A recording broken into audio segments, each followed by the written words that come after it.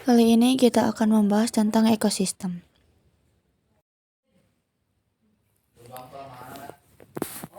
Ekosistem adalah hubungan timbal balik antara makhluk dan lingkungannya.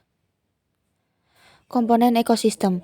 Komponen biotik merupakan komponen yang terdiri atas makhluk hidup, misalnya hewan, tumbuhan, dan manusia. Komponen abiotik adalah komponen yang terdiri atas benda-benda tak hidup, misalnya air, batu, pasir, udara, cahaya matahari, dan tanah.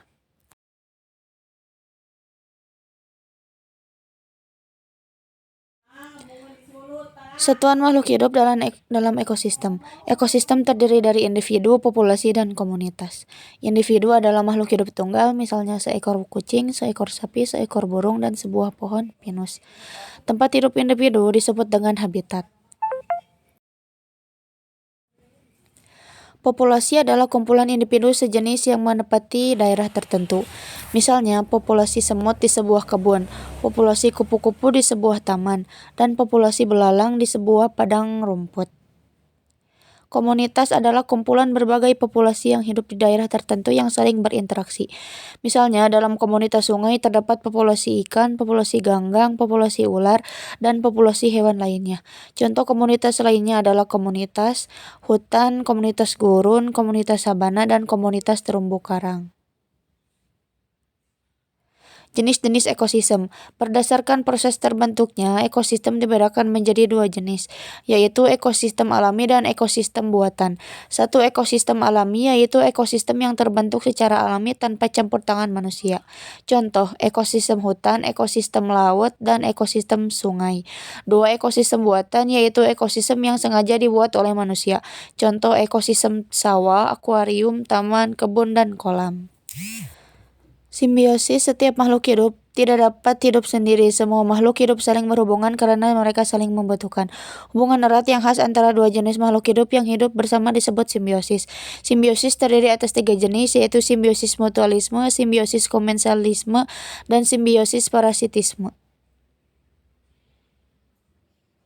Simbiosis mutualisme yaitu hubungan antara dua makhluk hidup yang bersifat saling menggantungkan.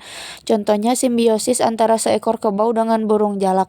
Burung jalak suka hinggap di punggung kerbau untuk memakan kutu yang ada di tubuh kerbau, sehingga kerbau terbebas dari gangguan kutu, sedangkan burung jalak memperoleh makanan dengan mudah. Simbiosis mutualisme, hubungan antara kupu-kupu dengan tanaman berbunga. Kupu-kupu membutuhkan nektar yang terdapat pada bunga sebagai makanan, sedangkan bunga membutuhkan kupu-kupu untuk membantu terjadinya proses penyerbukan. Simbiosis komensalisme yaitu hubungan antara dua makhluk hidup. Dalam hal ini, makhluk hidup yang satu mendapatkan keuntungan, sedangkan makhluk hidup yang lainnya tidak dirugikan. Contohnya, hubungan antara ikan remora dan ikan hiu.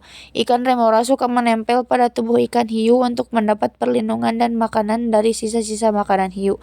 Hiu tidak dihitungkan dan tidak pula dirugikan oleh ikan remora. Simbiosis komensalisme. Hubungan antara anggrek dan pohon besar. Anggrek liar sering tumbuh menempel pada batang pohon yang tinggi untuk mendapat cahaya matahari yang cukup. Anggrek tidak mengambil makanan dari batang pohon. Oleh karena itu, pohon yang ditempelinya tidak mendapat keuntungan dan juga tidak dirugikan. Simbiosis parasitisme, yaitu hubungan antara dua makhluk yang mengakibatkan makhluk hidup yang satu mendapatkan keuntungan sedangkan makhluk hidup lainnya mengalami kerugian.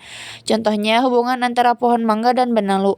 Benalu dapat hidup subur karena mengisap zat makanan dari pohon mangga yang ditumpanginya, sehingga pohon mangga terganggu pertumbuhannya bahkan lama-lama bisa mati. Simbiosis parasitisme, hubungan antara kutu dengan hewan yang dihinggapinya. Kutu memperoleh makanan dengan menghisap darah dari tubuh hewan yang dihinggapinya, sedangkan hewan yang dihinggapinya merasa gatal di kulit dan pertumbuhannya menjadi tidak sehat.